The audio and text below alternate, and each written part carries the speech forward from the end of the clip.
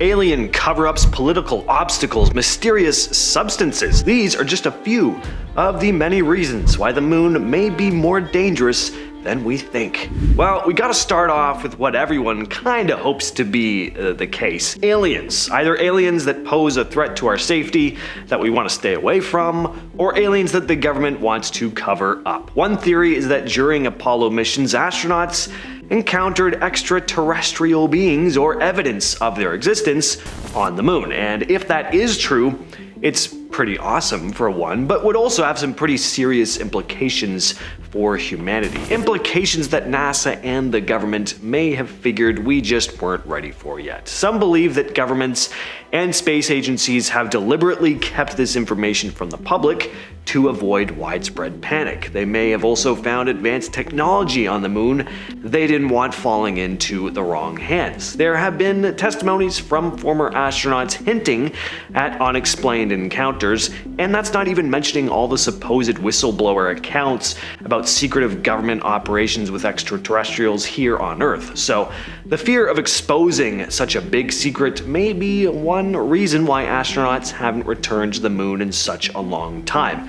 If we really do end up returning in 2026 though, maybe some secrets will finally be revealed, but sadly, I doubt it. So, speaking of the possibility of strange structures on the moon and possible alien encounters, enter Scott Waring. Scott Waring, an enthusiast in all things extraterrestrial, has posted tons of videos and images of things he's spotted in images and videos, including stuff on the moon. He's posted tons of videos on YouTube where he zooms in on lunar craters, pointing out strange shapes that he insists don't fit the bill as just natural rock formations. He thinks they look like structures or even spacecraft. One of his finds is a curious formation in the Zeeman crater on the far side of the moon. It looks to be a rectangular type of shape, almost too perfect to be anything but artificial, according to him anyway.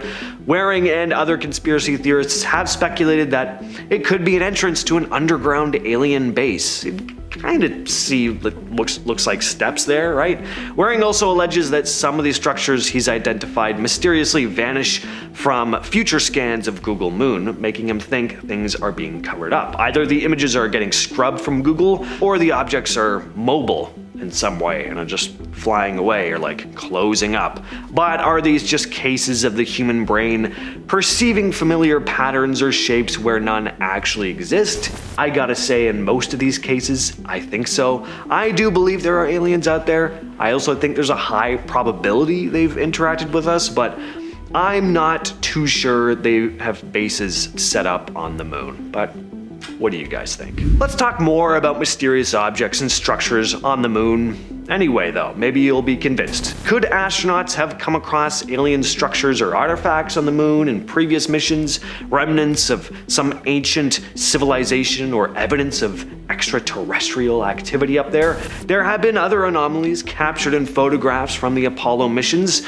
Unusual shapes and formations that look to be artificial rather than natural. Again, if stuff like this was found, governments and space agencies might be hesitant about returning to the moon out of fear of what they might find. Uncovering evidence of past or present extraterrestrial civilizations could be dangerous. We may just not want to poke the bear until we're ready to deal with it, which is why we haven't had a plan in motion to return until now. One example of odd structures on the moon is this image here, which was taken on an Apollo mission. Formation is often referred to as the castle. This is probably the image that got most people thinking about possible alien structures on the moon. It does kind of look like three pillars or columns holding up what looks to be a tower. And what's intriguing is that this structure looks brighter than its surroundings. So again, what do you think? Is this just a trick of the light, or could it be something more? Here's a weird one.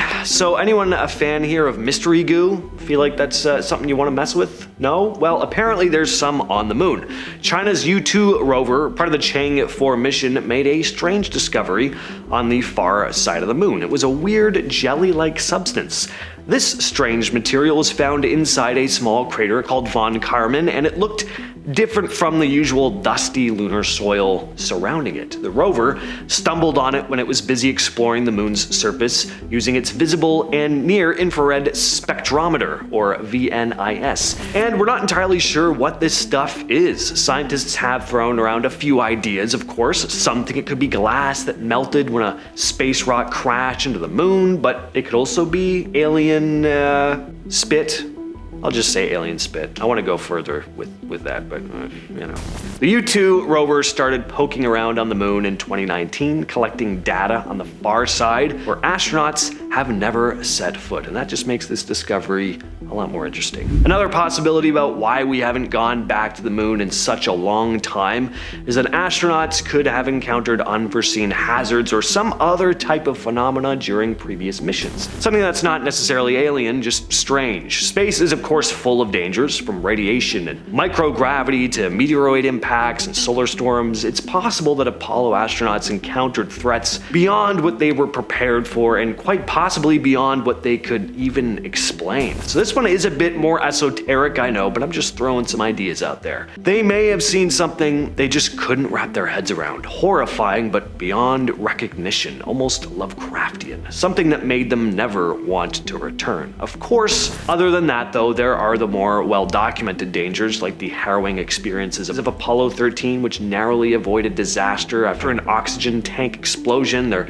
are also the long-term effects of space travel on human health, like radiation exposure and bone loss. If astronauts encountered unknown dangers or phenomena on the moon, space agencies would obviously be a lot more cautious going forward. So maybe they prioritized unmanned missions for that very reason. Here's a more cynical idea though. Maybe the moon holds strategic importance for military purposes. Maybe landing on the moon wasn't as much about humanity reaching the stars as it was about gaining control over a valuable piece of rock. I mean, the space race was happening during the Cold War, after all. The Soviets and the US were desperate to get up there. Could there be covert operations that have been going on the moon? Could the moon be in the process of militarization? Advancements in technology have made space-based weapons and surveillance capabilities very feasible.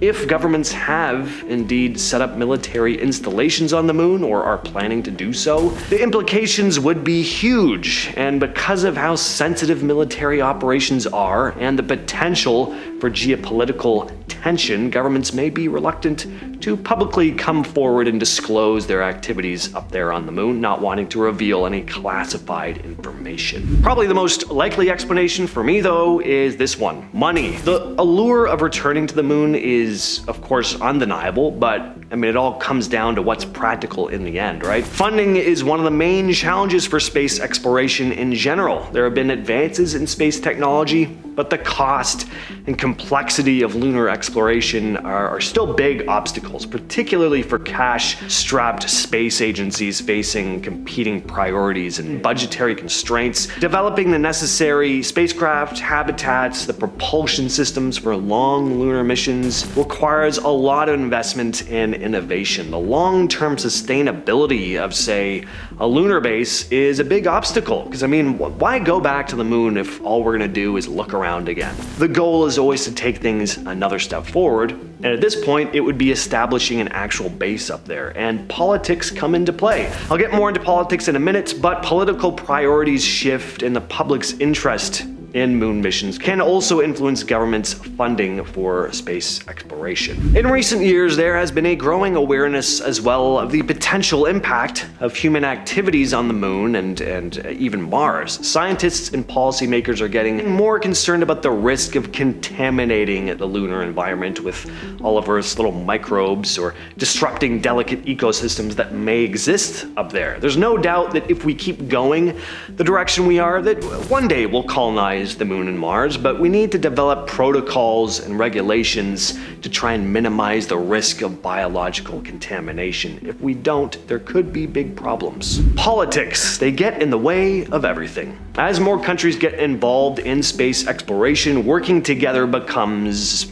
even more important. But tensions between countries and different national interests can make forming partnerships tough. Issues like who owns the technology, how resources are shared, and how information is exchanged can all cause problems, especially among countries with their own space plans.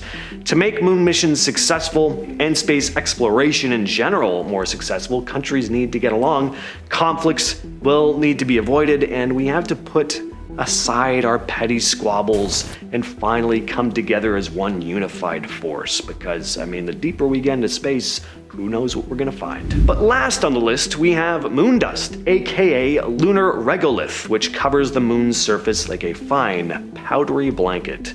Dust doesn't sound very intimidating, but it can be, at least on the moon. Unlike the dust you find on stuff like that waffle maker, that person who barely knew you got you for a Secret Santa 4 years ago that you only used once, moon dust is a different form of dust. It's not even dust. These tiny, sharp grains of sand. It's formed over billions of years from meteoroid impacts, and because the moon lacks any weather erosion, it just stays jagged. So this lunar dust can be a bit of a problem. Anakin Skywalker would hate moon dust. It's coarse and rough and irritating, and it gets everywhere.